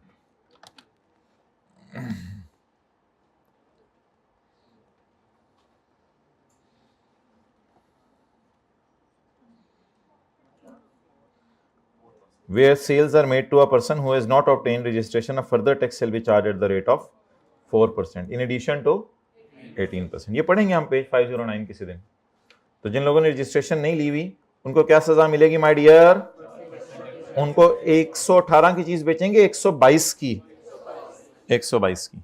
ओके अच्छा जी, अच्छा ये रेट आपने याद नहीं करना, ये 18% पेपर में दिया होता है, ये देख लें, इस सवाल में दिया हुआ है। किसी ने 18% याद नहीं करना, ठीक है? अगर कल याद हो गया आपको तो भूल जाए, डिलीट कर देंगे। अल्हम्दुलिल्लाह पेपर में गिवन हो गई है, बहुत बहुत आसानियां कर रहे आई कर, ये देख लें, दिया होता रेट 18% ही है, इंशाल्लाह याद नहीं करना। अल्हम्दुलिल्लाह मजे हैं।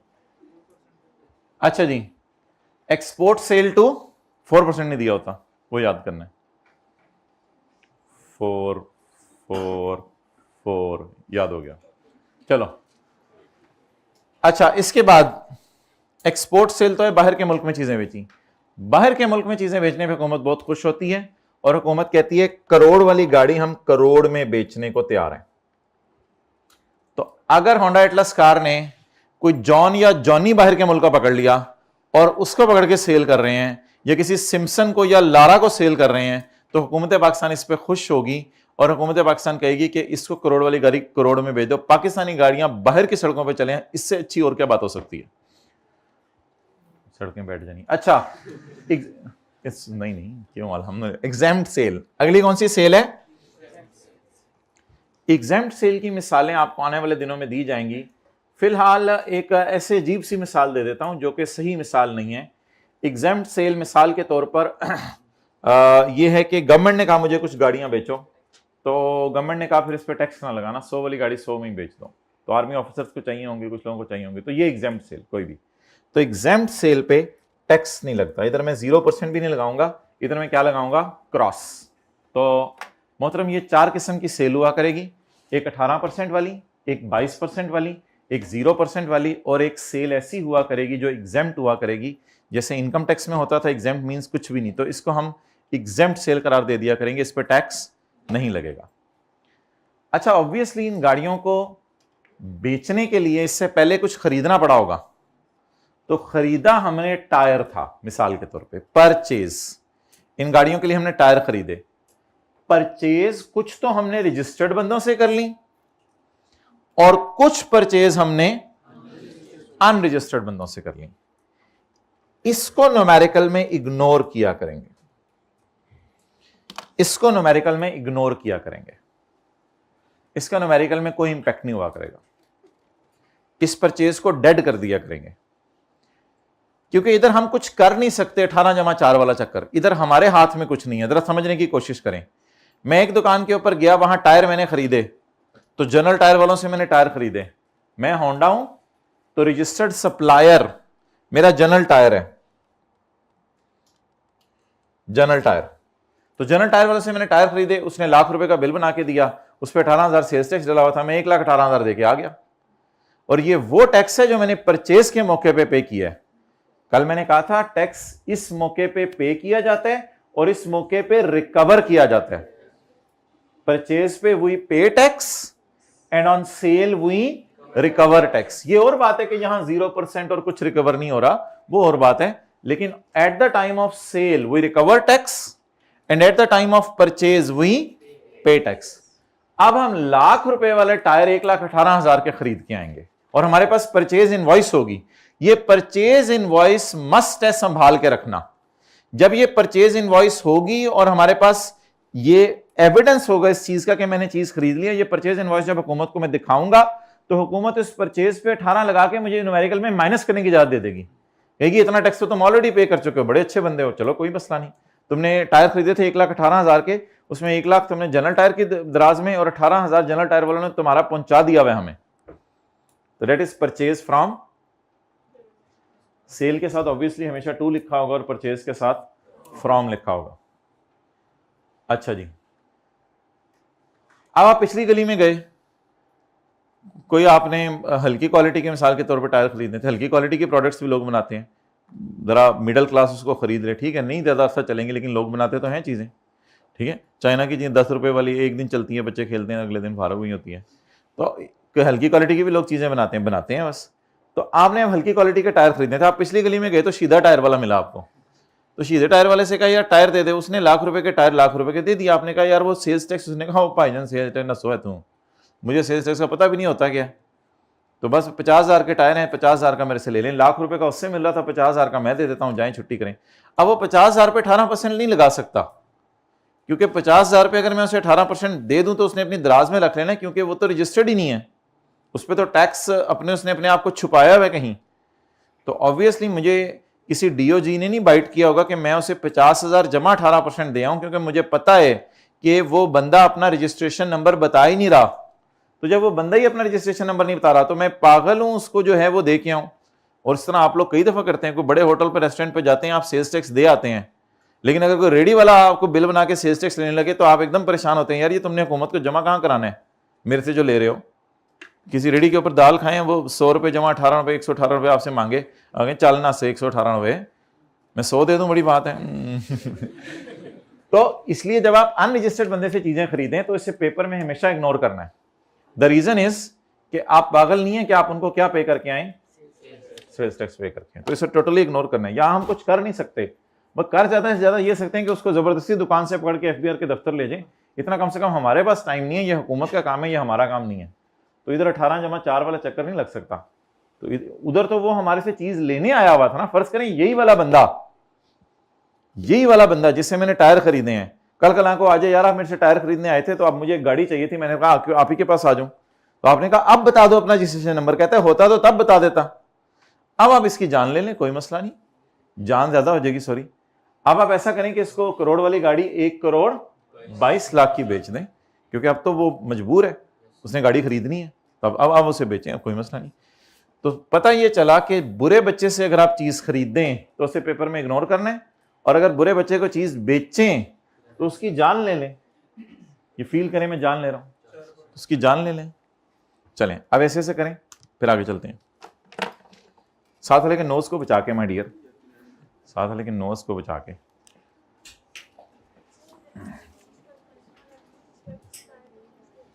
हाँ जी, ऊंची बोले ना, नहीं वो तो छोड़ो, तो हमारे लिए पॉसिबल ही नहीं। अच्छा जी भाईजान, तुसी हो जरा किनू मिलन जा रहे हो, अनरजिस्टर्ड सप्लायर को, जाओ मिलो अनरजिस्टर्ड सप्लायर के पास ही जाना, फिर चलती बस में से कोई उतरता है, हद होती है। अच्छा, वर्किंग 1, साथ वाले से कहें बेटा वर्किंग 1 हुआ करेगी, बेटा वर्किंग 1 हुआ करेगी। इनपुट टैक्स क्या था, किसी को याद हो, परचेज इंटू 18 या सेल इंटू 18? Purchase into 18। तो हम परचेजेस पकड़ा करेंगे और परचेजेस पे देख के आया करेंगे हम कितना टैक्स जमा करा के आए हैं। परचेज पकड़े भाई हमारी 4,000 और 1,000, इग्नोर करने तो डैश भी लिखे आना ना, तो show all relevant exemptions, exclusions and disallowances, ignore करने। सारे इनकम टैक्स में रोते रहे, सेल्स टैक्स में आके हंसने लगे हैं। परचेज किससे की है, रजिस्टर्ड बंदे से। ये पहले दिन ही ना एब्रीविएशंस लिखना शुरू करते हैं, फिर मैं भी PUR पे ही रहता हूं पूरी जिंदगी। ये पहले दिन से ये सही लिखे ना तो मेरा भी काम बन जाए। 4,000 जरा दिल की आवाज निकली, 4,000 जरा 18%, रजिस्टर निकालने माय डियर, 4,000 जरा 18%, 720। और दूसरी परचेज किससे है, अनरजिस्टर्ड।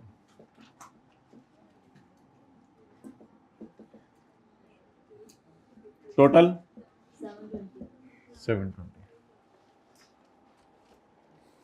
तो परचेज अनरजिस्टर्ड के साथ कभी कभी आई कैप इस तरह में लिख देता है, इनएडमिसेबल, यानी अलाउ नहीं है इस परचेज पे 18 लगाना, इनएडमिसेबल।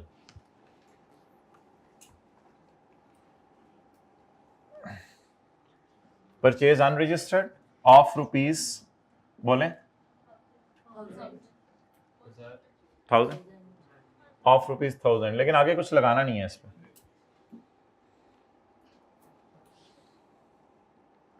सेल्स टैक्स में वैसे हम इनकम टैक्स में फिगर नहीं लिखते थे, जो इग्नोर कर देते थे, इसमें फिगर लिख दिया करें। Okay, that's over. अच्छा, अब ये जो टायर खरीद के रखे हैं हमने, ये टायर 4000 के थे, लेकिन बिल क्यों 4720 का बना था? टायर तो मैंने 4000 के खरीदे। अच्छा, ये सारी फिगर्स जो सवाल में दी हुई है ना, इनमें सेल्स टैक्स डला नहीं हुआ। एक लाइन जरा पढ़ें, all figures where applicable are excluding. इस लाइन का मतलब बताएं। क्या मैं ये कहूं ये 118 टाइप चीज है, इसमें सेल्स टैक्स नहीं डला हुआ, तो सिंपली फिर 18% लगाएं ताकि सेल्स टैक्स निकल आए। ये भी एक मसला होगा, कभी कभी इंक्लूडिंग सेल्स टैक्स लिखा होगा, लेकिन 99% न्यूमेरिकल्स में यही लाइन डली होती है जो मैंने आखिर में डाली हुई अभी। तो अब बता दें, मैं जब टायर खरीदने गया तो दुकानदार ने, जनरल टायर वाले ने, ऊपर अपना नाम लिखा सेलर का, नीचे मेरा नाम लिखा बायर का होंडा, और उसने कहा जी 4000 के आपने टायर खरीदे हैं, 720 इस पर टैक्स बनता है। 4720 रुपए देके मैं आ गया। इसमें 720 वो गवर्नमेंट के खजाने में जमा करा देगा और 4000 अपने लिए रख लेगा। तो जो चीज जनरल टायर के लिए सेल थी वो मेरे लिए परचेज। अच्छा, ये जो 720 का मैंने टैक्स पे किया है या 4000 के टायर खरीदे हैं, जो भी चीज है, इससे मैंने सेल कितने किस्म की होगी? 3 किस्म की। इससे मैंने सेल कितने किस्म की होगी? सेल को हम 3 कैटेगरीज में डिवाइड किया करेंगे। Taxable sale, zero rate sale. Zero rate sale इसे कहते हैं, export sale zero rate sale की एक एग्जांपल है। इसको हम जीरो रेट सेल कहा करेंगे। टैक्स लगना है, लेकिन कितने % पे लगना है? 0% पे। और तीसरी सेल कौन सी? Exempt sale. आज आपको जीरो रेट सेल और एग्जेम्प्ट सेल में इतना ज्यादा फर्क समझ नहीं आ रहा, दोनों ही आपको माफ लग रही हैं। किसी हद तक बात आपकी ठीक भी है कि जीरो रेट सेल पे भी टैक्स नहीं लगना, या लगना है तो 0%, और इस पे भी टैक्स नहीं लगना। फिलहाल चलें, देखने में सेम लग रही है, खैर है। अब 3 हेडिंग्स में देने लगा हूं, taxable sale, zero rate sale और एग्जेम्प्ट सेल। आपने मुझे वर्किंग की हेडिंग आज खुद बतानी है। सेल्स के, ठहर जो ना लिखने दे दो।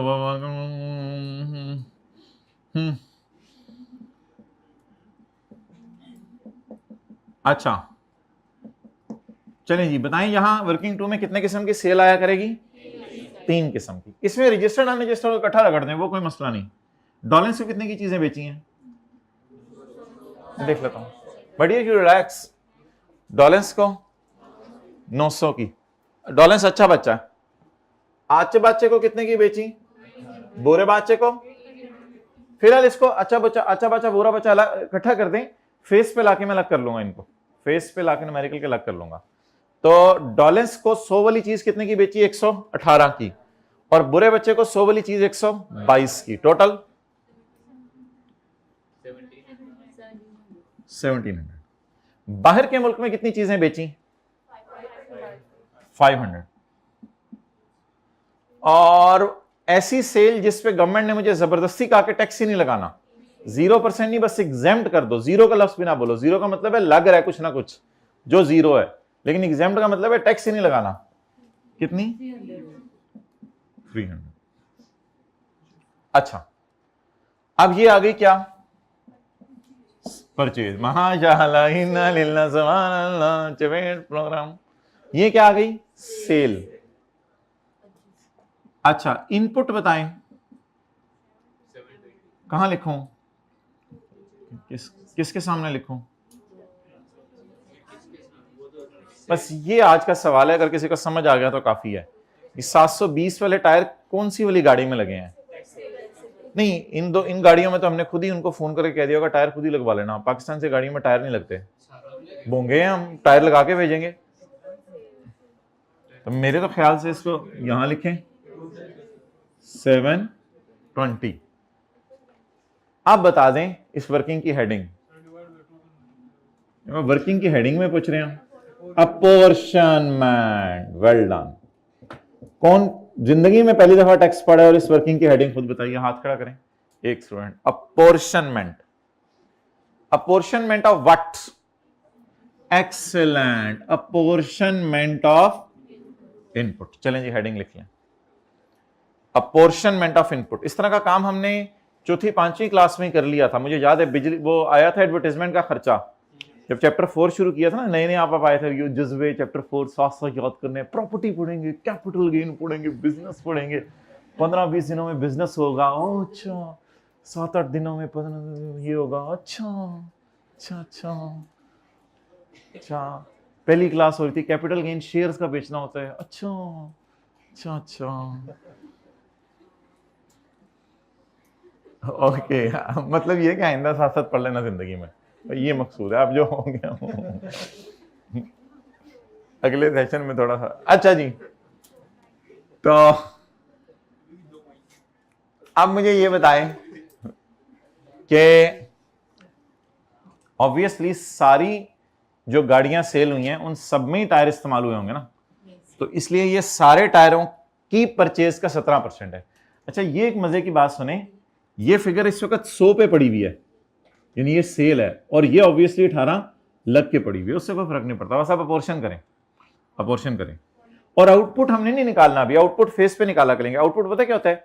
सेल पे 18 लगा के कस्टमर से टैक्स लिया, तो जो कस्टमर से टैक्स लिया अभी वो छोड़ें, अभी आप सिर्फ इनपुट को अपोर्शन कर दें। तो बताएं 720 को मैं तीनों पे अपोर्शन करने से पहले काम क्या करूं? तीनों का टोटल कर लूं, तीनों का टोटल कर लूं। टोटल कराएं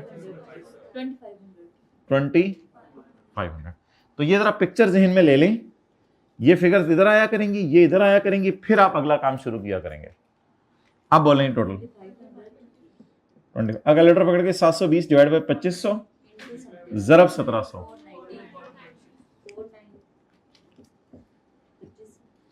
खुदा के लिए अब ये कैलकुलेशन ना करें, इतना तो हमें पता ही है कि क्या हो रहा है। चलो कर देते हैं।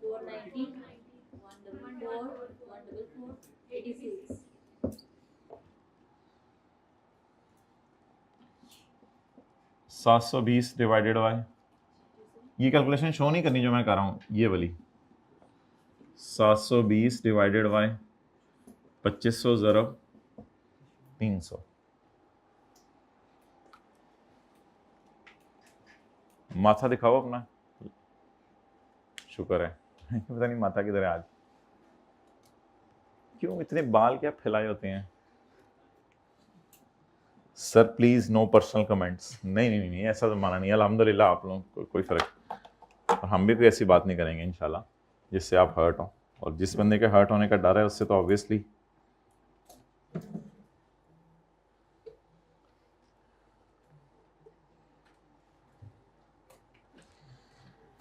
H2O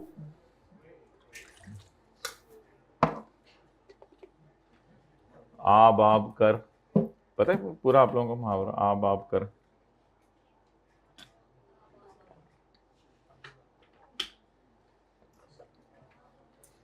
आब कर मोयो बच्चा, आब करता हुआ बच्चा मर गया, ये तो मंगदा पानी। अब माँ को पता नहीं था आप पानी को कहते हैं। ते मैं दिंदी तीनों पर कड़े पिला। ओके, नहीं समझ आया, छोड़ो परे, क्लास के बाद ना आना। अच्छा जी, अब मोहतरम मुझे ये बताएं, अच्छा सब कुछ हम ही बताया करें, मुझे ये बताएं, अब मुझे ये बताएं कि न्यूमेरिकल के फेस के ऊपर कौन सी सेल इस काबिल है जो टैक्सेबल है? हाँ, जिसके साथ टैक्सेबल लिखा हुआ है बड़ी बात पूछी। तो बता दें न्यूमेरिकल के फेस पर कौन सी सेल ऐसी है जो टैक्सेबल है, जिसके साथ क्या लिखा हुआ है? टैक्सेबल। अब ये करते हैं कि न्यूमेरिकल का फेस बनाते हैं। न्यूमेरिकल का फेस होगा आउटपुट। आउटपुट को छोड़ें, आउटपुट का मतलब कल बताया था सेल इंटू 18%। आपको पता है अभी तक हमने परचेज इंटू 18% लगा लिया हुआ है। अब क्या देखिए, एग्जाम लेवल का न्यूमेरिकल हो रहा है, ठीक है, इसी में फिगरें चेंज करके पेपर में आ जाता था। अच्छा, सेल इंटू 18% बोले, सेल इंटू 18% इंटू 18%, 306। अब ऑब्वियसली आपके जहनों में यह सवाल आ रहा होगा कि 900 के ऊपर 18% लगाना चाहिए था और 800 के ऊपर कितने परसेंट लगाना था? 22%। लेकिन नहीं, वो असल में उसमें पैटर्न ये होता है कि न्यूमेरिकल का जब एंड हो रहा होगा ना, तो फिर हम इस 800 को अलग से बुला लेंगे। मसला क्या तेरे में? वो कहेगा 4% नहीं लगा, एंड पे लगा देंगे। तो वो आखिर में एक लाइन डाल दिया करेंगे 800 का, जब न्यूमेरिकल एंड हो रहा होगा ना, तो 800 का 4% अलग से शो किया करेंगे। इसके पीछे कोई लॉजिक है, वो लॉजिक जब न्यूमेरिकल्स करेंगे तो किसी दिन डिस्कस कर लेंगे। तो बताएं, सारी सेल पर फिलहाल क्या लगा दिया करेंगे? 18%। लेकिन सारी सेल से मुराद ये नहीं, सारी टैक्सेबल सेल। तो अल्लाह का शुक्र है 18 तो लगना ही है ना। 18 पे तो किसी को एतराज नहीं कि 1700 में से 900 पे भी 18 लगने, 800 पे भी 18 लगने, बाकी 800 पे कुछ और लगने, वो न्यूमेरिकल के एंड पे देखेंगे। अच्छा, इसका इनपुट अलग से होगा, वो आप मुझे बता दें कितना है? 720। चपेड़, पूरी रात रोंदे रहे, सवेरे भी उठ के रोंदे रहे। इसका इनपुट कितना है? इसके लिए जो टायर इस्तेमाल हुए वो तो ज्यादा हुए होंगे ना, क्योंकि ये सेल सबसे ज्यादा है, तो इसके लिए इसमें से सबसे ज्यादा टायर इस्तेमाल हुए होंगे, और इस सेल के लिए उससे कम, और इस सेल के लिए बिल्कुल कम टायर इस्तेमाल हुए होंगे। अच्छा जी, आगे सेल के 18% को क्या कहते हैं? जल्दी से बताएं। आउट। अच्छा, थीम क्या न्यूमेरिकल की बनी? मैंने 1700 ज़रब 18% का बिल बना के दिया, यानी 4% को छोड़ दें अभी। मैंने 1700 ज़रब 18% यानी 1700 जमा 306 का बिल बना के दिया, तो ये वाला टैक्स मैंने रिकवर किया या पे किया है? रिकवर किया। कल आपको बता रहे थे ये वाला टैक्स हमने क्या किया है? रिकवर किया है। और ये क्या कर दिया हुआ है? ऑलरेडी पे। तो नेट करके पेएबल भी आ सकता है और रिफंडेबल भी आ सकता है। अच्छा, न्यूमेरिकल के फेस में आगे चलें। दूसरी हेडिंग मेरी होनी चाहिए कौन सी? Sale, zero rate sale. अब जीरो रेट सेल मुझे बताएं कितनी है? 500। समझ आ रहा है फिगर्स कहां से आ रही हैं? 500 पे गवर्नमेंट कहती है टैक्स ना लगाओ क्योंकि ये चीजें एक्सपोर्ट हो रही हैं। 500 पे टैक्स ना लगाओ क्योंकि ये चीजें, तो कितने % लगाएं? जवाब 0। लेकिन आपने कहा इस गाड़ी में जो टायर इस्तेमाल हुए हैं, मैंने तो वो खरीदते हुए जनरल टायर को टैक्स दे दिया था। मैंने कहा हाँ, कितना था बताना जरा। बताऊं? बैंगन नहीं, बताऊं? मैंने कहा कोई नहीं, रिफंड ले लो, आके वापस ले लो। मुझे क्या मसला है, रिफंड ले लो, ये तुमने गलती से जमा करा दिया। अब ये तो गाड़ियां माशाल्लाह जबरदस्त हैं, तो रिफंड मांग लो मेरे से। ये लो, आज रिफंड ले लो, ये मैं आपको 144 वापस करता हूँ, कोई मसला नहीं, बस मैं साबित कर दो एक्सपोर्ट हुई है गाड़ी। आपने जॉन के साथ तस्वीरें गाड़ी की खींच के दिखा दी हमें, ये देखो जॉन वो सुजुकी मैरान में घूम रहा है जर्मनी में। तो रिफंड, ये आप गवर्नमेंट से रिफंड ले लें, कोई मसला नहीं। गवर्नमेंट भाई अब इसका क्या करना है, इसको मैं बाद में बताता हूं। इस रिफंड में गवर्नमेंट का तंग करती है। आखिरी सेल 300 ज़रब cross is equal to cross. Government कहती है ये एग्जेम्प्ट सेल है, ये एग्जेम्प्ट सेल है। इसका जो इनपुट है वो कितना है? 86। गवर्नमेंट कहती है ये नॉन रिफंडेबल है, ये नॉन रिफंडेबल है, ये मैं आपको वापस नहीं करूंगी। एग्जेम्प्ट सेल किसी एतबार से नुकसानदेह है इन सेल्स टैक्स का लॉ। एग्जेम्प्ट सेल वाले का बेचारे का नुकसान ये होता है कि उसका इनपुट डेड हो जाता है। आप कह रहे होंगे गवर्नमेंट को टैंक बेचें, ये तो अच्छी बात है भाई, इस बहस को इसको छोड़े। मैंने तो आपको रूल बता रहा हूं, आप ना बेचते, आपको किसने कहा था बेचने को? आप एग्जेम्प्ट सेल ना किया करें, जिसको मसला है एग्जेम्प्ट सेल करने से वो ना किया करे। लेकिन गवर्नमेंट कहती है एग्जेम्प्ट सेल वाले का इनपुट मैंने डेड कर देना है। ये सबसे बड़ा डिफरेंस है जीरो रेट सेल में और एग्जेम्प्ट सेल में। अब आखिरी और हतमी बात सुने। अब IS2 जो इन्वेंट्रीज का टॉपिक है वो आपको सेव करेगा, वो आपको कहेगा कोई मसला नहीं, नॉन रिफंडेबल टैक्सेस को इन्वेंट्री की कॉस्ट का पार्ट बना दो। IS 28 कहते हैं 86 को एसेट की कॉस्ट का पार्ट बना लो और चीज महंगी करके बेच दो, उसमें क्या मसला? तुम क्यों परेशान हो रहे हो? तुमने कौन सा अपनी जेब से ये टैक्स दिया है? तुमने जेब से पे कर दिया, कोई मसला नहीं, चीज महंगी करके बेच दो। और अगर फिर भी तुम्हें महंगी नहीं बिक रही, लोग नहीं खरीद रहे, तो ये कारोबार छोड़ दो, वो तो तुम्हारी अपनी मर्जी है ना। तो आप शौक से एग्जाम्प्ट सेल करते हैं, अगर आपको कोई बचत हो। अगर आपको बचत नहीं होनी, आपने क्यों करना है? तो जिसको लग रहा है कि गवर्नमेंट इसमें ज्यादती कर रही है, तो वो ये कारोबार छोड़ दे, बस खत्म करे, नॉर्मल टैक्सेबल सेल पे आ जाए। वरना फॉरेन कस्टमर ढूंढे, फिर तो मजे ही मजे हैं, फिर तो सारा ही आपको रिफंड हो जाया करेगा, फिर तो कोई मसला ही नहीं। तो आप अपने शौक से एग्जाम्प्ट सेल करने आए हैं, कुछ बच रहा होगा तभी आए हैं, वरना क्यों आना था आपने? तो एग्जाम्प्ट सेल वाले को सबसे बड़ा नुकसान सेल्स टैक्स में ये हुआ करेगा, जो जीरो रेट सेल वाले का सबसे बड़ा फायदा होगा। जीरो रेट सेल वाले को 144 मिलियन का गवर्नमेंट रिफंड का चेक बना के दे दिया करेगी, भाई ये पकड़ो 144 मिलियन वापस, आप बहुत अच्छा काम कर रहे हो पाकिस्तान में। और एग्जाम्प्ट सेल वाले का इनपुट क्या हो जाया करेगा? डेड हो जाया करेगा। डेड होने का मतलब है ये क्या होगा? Non refundable. चलें जी, नोट कर लें। बाकी 4% रह गया, वो मुझे याद है, वो मैं बताता हूं क्या करना है उसका। चलें जी, ये फेस बना लें न्यूमेरिकल का।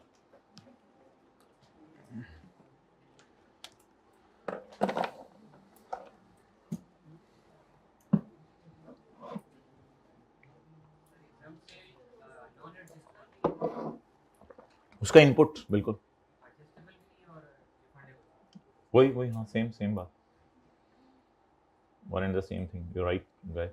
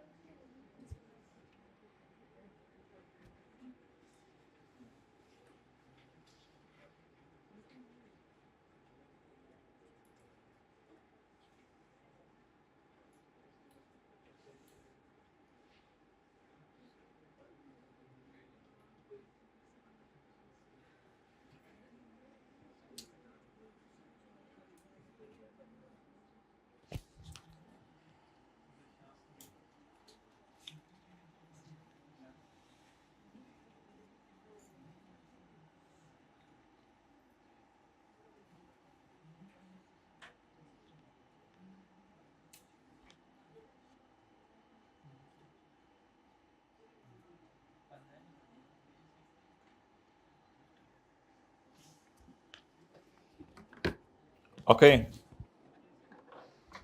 अच्छा माय डियर, ये क्या हाथ पे तो नहीं क्लास हो रही ना? इधर क्लास हो रही है। अच्छा, अब आई कैप ये कहता है कि इन ज्यादा चक्करों में पढ़ने की जरूरत नहीं है। आप ऐसा किया करो, इस 144 को ना, इस 144 को न्यूमेरिकल में नीचे लिख दिया करो कि ये रिफंड मिलना है। तो आई कैप कहते हैं ये सारी लाइनें बच्चे को कह दो कि पेपर में डाले ही ना, बस कहते हैं ये काफ़ी है, दिस इज एनफ। तो ऑब्वियसली हम ये सारा कुछ नहीं डाला करेंगे, बल्कि हम आज के बाद 86 को काट ही दिया करेंगे। 86 का कुछ करना ही नहीं, डेड होता है ना ये, इसका कोई फ़ायदा ही नहीं, तो हम उधर ही 86 को काट दिया करेंगे ताकि इसका स्यापा ही ख़त्म हो जाए।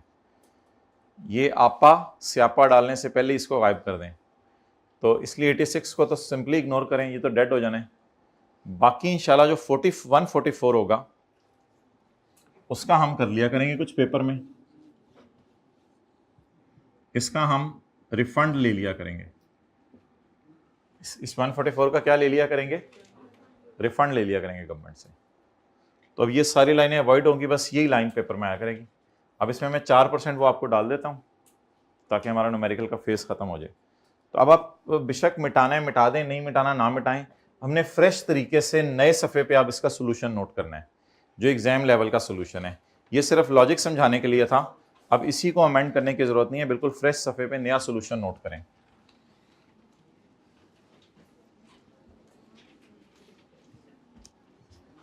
अच्छा, अब माय डियर, हमारे सवाल सॉल्व करने की तरतीब ये हुआ करेगी कि हम न्यूमेरिकल का फेस बनाते हुए सिर्फ इसको देखा करेंगे, बस न्यूमेरिकल का फेस बनाते हुए सिर्फ इसको देखा करेंगे। थोड़ी सी बात याद रखिएगा, ये 144 गवर्नमेंट से क्या लेना है? रिफंड लेना है। तो 144 को मैं एंड पे डाल रहा हूं, बिल्कुल न्यूमेरिकल के एंड पे, यानी आप समझ लें 12 लाइनें छोड़ के, refundable due to zero rate sale is my dear 144। 4। ये न्यूमेरिकल की दुम है। अब फेस बनाना शुरू करते हैं। ये 10-12 लाइनें छोड़ के ये डाल दें। अब हमारी नजर सिर्फ डब्बे के अंदर होगी।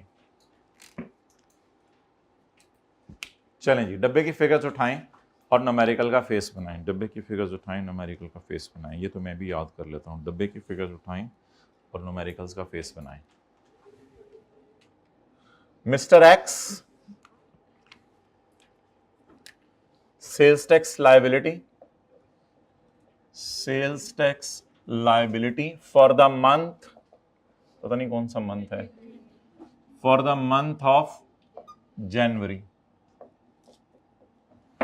अच्छा, फर्स्ट लाइन हुआ करेगी न्यूमेरिकल में सेल इंटू 18%, क्योंकि परचेज इंटू 18% आपको पता है हम वर्किंग में लगा चुके हैं। तो पहली लाइन जो न्यूमेरिकल में हुआ करेगी that will be sale into 18%। ये टैक्स हम अपने कस्टमर से क्या कर रहे हैं, रिकवर। उसे 1700 की चीज बेच के बिल बना के जो दे रहे हैं वो 1700 जमा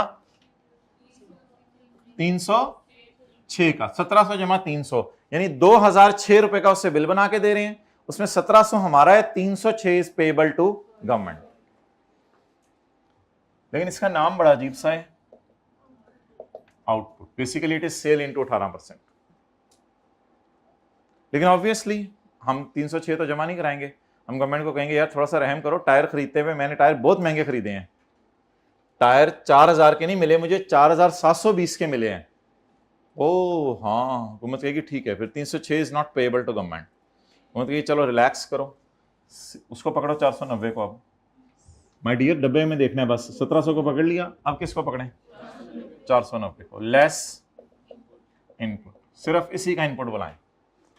अब जरा सब्र करें, नोट नहीं करना।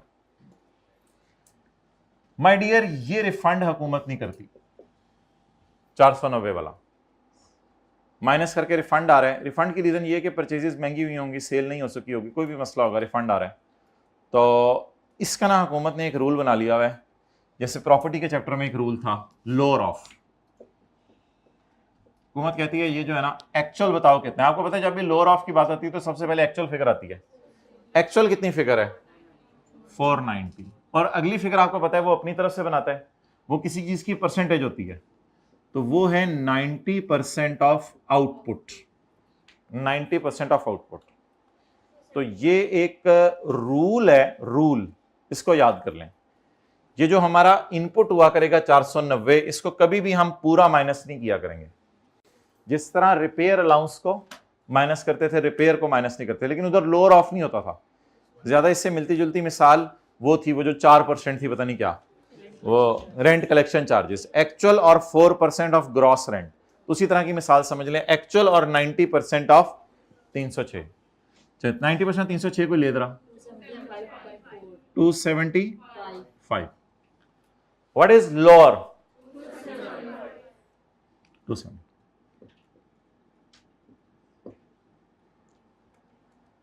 जवाब उल्टा गवर्नमेंट ने अपनी पेबल निकाल लिया, अपने हुकूमत को टैक्स देना 31। लेकिन यहां पे गवर्नमेंट आपको रिलैक्स करेगी, गवर्नमेंट कहेगी रो मत, बताओ मसला क्या हुआ।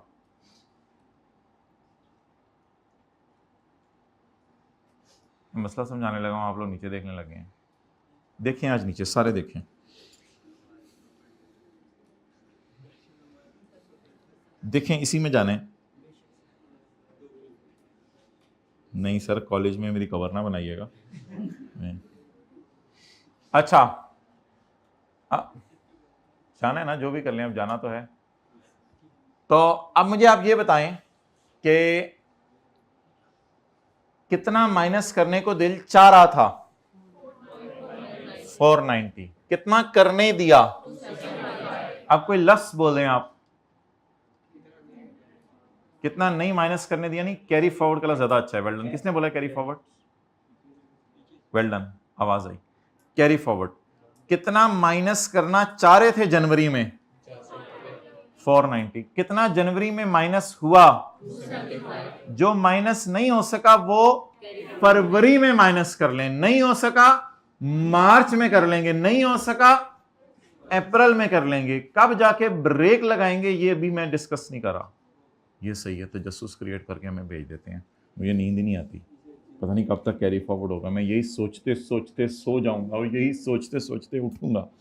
अस्तगफिरुल्लाह, ये भी कुछ सोचे हैं। अच्छा, कल पता चल जाने। कैरी फॉरवर्ड इनपुट, स इस लाइन को ऊपर डालेंगे नीचे डालेंगे, जहां मर्जी कर लें यार, इधर कर लें इधर कर लें, हो सकता है क्लास के बाद को पूछने आ जाए, तो मैंने कहा पहले ही एड्रेस कर दो। नहीं सर, फिर भी थोड़ा सा ऊपर, थोड़ा सा कहाँ करके, यहां करके कर लो, यहां करके कर लो, करना है। कैरी फॉरवर्ड इनपुट कितना माइनस करना चाह रहे थे, कितना माइनस करने दिया, कितना फरवरी में कैरी फॉरवर्ड कर लें, 215। और इसको फिर फरवरी के न्यूमेरिकल में कभी देखेंगे कहां पोस्ट करना है फेस पे, वो फिर बाद की बात है। चलें जी, ओवर। एक छोटी सी चीज रहेगी है, वो बता दें, फिर सवाल हमारा खत्म है। 4%, बस 4% लगा दें। ऐड कर लूं, लेस कर लूं?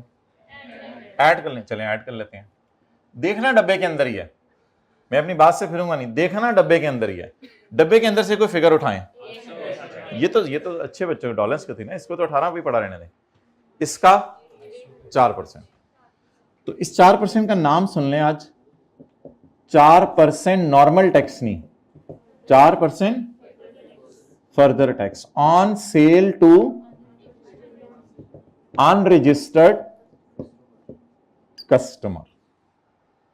बस पेपर में 4% फर्दर टैक्स भी लिख लेंगे तो काफी है, इतनी लंबी कहानी सुनाने की जरूरत नहीं। ढूंढे जरा डब्बे के अंदर किस फिगर पे लगाना है 4%। 63। It is payable to government. 15 फरवरी का, बाय 15 फरवरी, ये लिख लें, बाय 15 फरवरी। कल ली थी क्लास कर बली, 15 फरवरी तक ये हुकूमत को 63 जमा करा दें।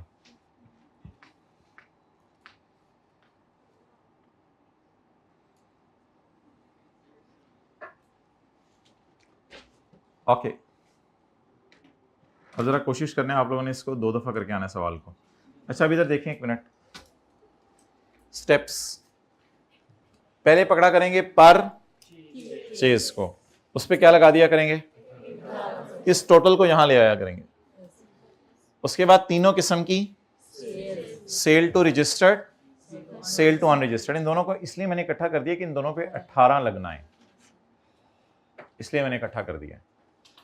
इसको इसलिए लग रखा है कि इस पे 0 लगना है, इसको इसलिए लग रखा है कि इस पे टैक्स लगना ही नहीं। अगला काम आपने शायद नोट किया हो, ये दोनों भी नहीं फेस पे गए क्योंकि इन पे टैक्स ही नहीं लगना, और ये भी फेस पे नहीं गया। बस इसका आपने गवर्नमेंट से क्या मांग लिया करना है, रिफंड। अब हमारी जेन्युइन सेल उठाएं जो कि 18% वाली है, इस पे कस्टमर से 306 रुपए लें, लेकिन हुकूमत को जब देने की बारी आए, ठहर जो यार, वाइंड अप करते हैं इकट्ठे। हुकूमत को जब देने की बारी आए तो फिर आप 490 माइनस ना करें, फिर आप अजीब सी बात करें 490 और 90% ऑफ आउटपुट माइनस करना चाह रहे थे। 490 हुआ 270, बाकी फिर कभी माइनस कर लेंगे। एक चीज छोटी सी रह गई थी बस, ये 1700 पूरे पे 18% लग गया, हालांकि 800 पे 22% लगना था। 800 को नीचे बुला के इस पे लग से 4% लगा दें। और क्लास के बाद आके आपने मेरे से ये नहीं पूछना कि ये रिफंड 144 का और ये पेएबल 163 का ये नेट हो सकता है, तो इसका जवाब है नहीं हो सकता। इसकी बात फिर कभी थ्योरी के सवालों में करेंगे, अभी इसको अलग अलग ही रखें। ये हुकूमत से वापस लेना है और ये हुकूमत को देना है। हाँ जी, 86 डेड हो जाएगा। 86 का हमारे सिलेबस से ताल्लुक नहीं है। IS 2 में कहते हैं कि नॉन रिफंडेबल टैक्सेस को एसेट की कॉस्ट का पार्ट बना दो।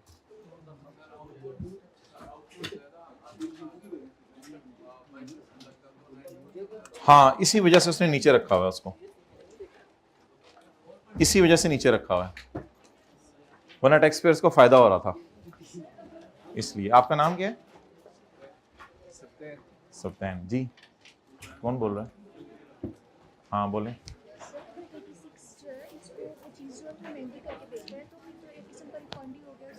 हाँ उसको हो जाएगा, गवर्नमेंट से तो नहीं हुआ ना। पेबल 63 है इस क्वेश्चन में और कैरी फॉरवर्ड 215 कर दिया है, तो वो भी तो अगली